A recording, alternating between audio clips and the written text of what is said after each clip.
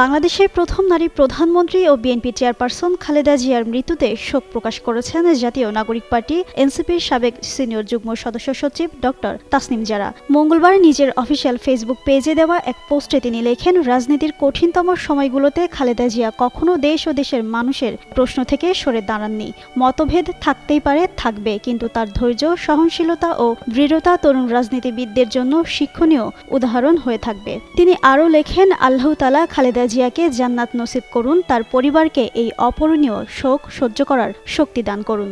মঙ্গলবার সকাল ৬টায় রাজধানীর এভারকেয়ার হাসপাতালে চিকিৎসাধীন অবস্থায় শেষ নিঃশ্বাস ত্যাগ করেন খালেদা জিয়া। দেশের প্রথম নারী প্রধানমন্ত্রী খালেদা জিয়ার মৃত্যুতে ৭ দিনের শোক ঘোষণা করেছে তার দল। সকাল ৯টায় এভারকেয়ার হাসপাতালে এ কর্মসূচি ঘোষণা করেন বিএনপির জ্যেষ্ঠ যুগ্ম মহাসচিব রুহুল কবির রিজভী।